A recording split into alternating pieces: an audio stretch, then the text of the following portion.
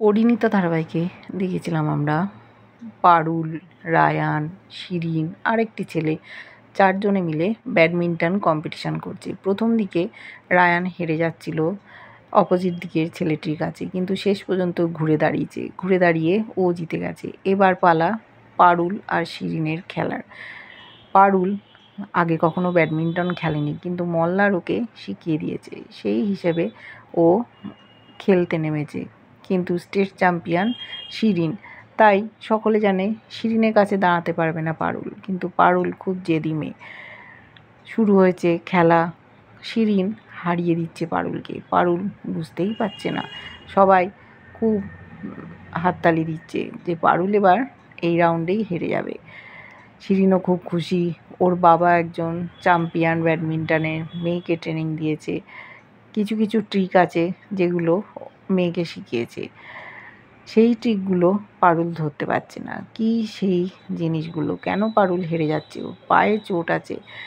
শিরিন মনে মনে খুব খুশি যে কেমন তোকে দৌড় করাচ্ছি, তোর পায়ে ব্যথা আছে না, এইবার তুই বুঝবি।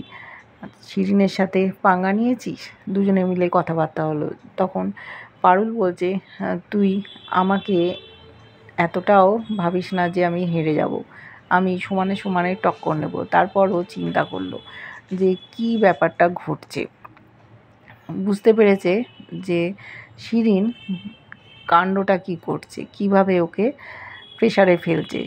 ট্রিকটা ধরে নিয়ে ও সেই অনুযায়ী শিরিনকে দিতে থাকলো মারটা। এবার শিরিন হারতে শুরু করলো, সবাই খুব হাততালি। যে শিরিন জিতে গেছিলো সেই শিরিন আস্তে আস্তে পিছোতে আরম্ভ করলো। দুজনের সমান সমান হয়ে গেল। তারপরে পারুল এগিয়ে গেল। শিরিন ভাবছে যে কী ব্যাপার, যে পারুল এরমভাবে হারছিল ও জিতলো কী করে। সকলের কাছে পারুল বলছে, দেখো আমি বুঝতে পেরে গেছি, ওই দেখো দুটো প্যাডেস্টাল ফ্যান আছে, সেই ফ্যানের হাওয়ায় ককটা কী হচ্ছে আমার দিকে হালকাভাবে ছুটে আসছে, আমি ধরতে পারছি না।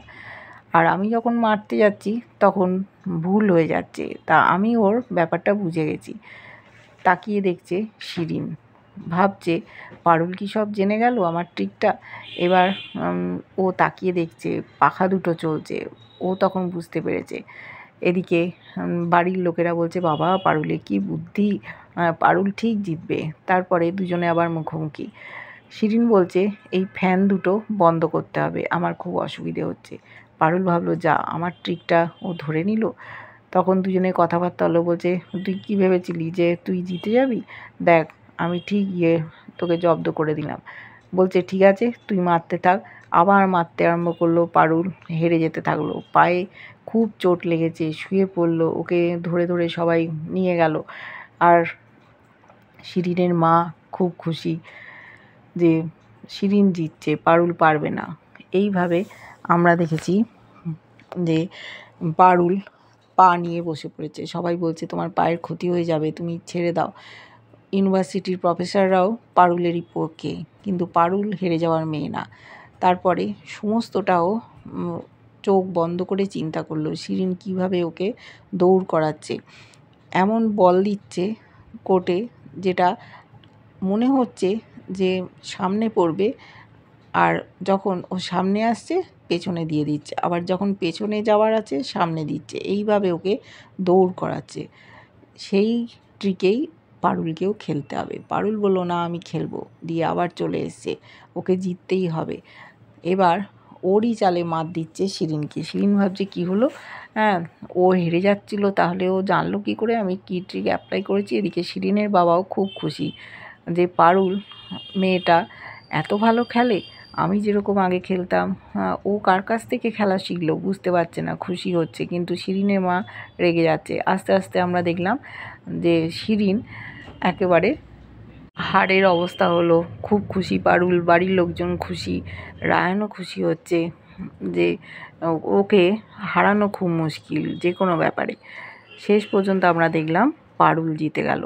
শিরিন রাগে ফেটে পড়ছে। তখন ওর বাবা বলছে যে পারুল মেয়েটা দারুণ খেলেছে, ওকে আমি একটু কনগ্র্যাচুলেট করে আসি।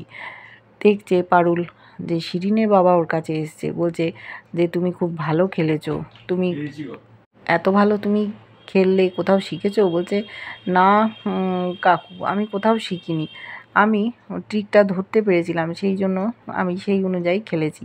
শিরিনের চালেই আমি মাত দিয়েছি। ও অবাক হয়ে যাচ্ছে, মেয়ের পক্ষ না নিয়ে আমার কাছে এসছে।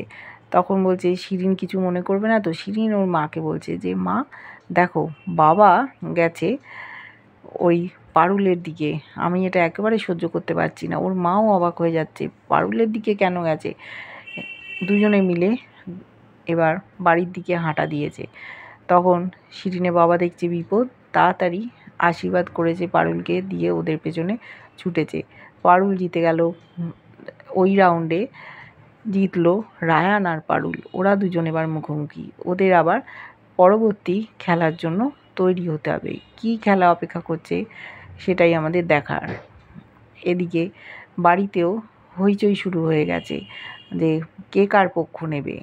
পারুলের পক্ষ কিছু মানুষ নিয়েছে আর রায়ানের পক্ষ নিয়েছে। দুজনের মধ্যে ঝামেলা। যে প্রাইজটাই আসুক না কেন বসু বাড়িতেই আসবে।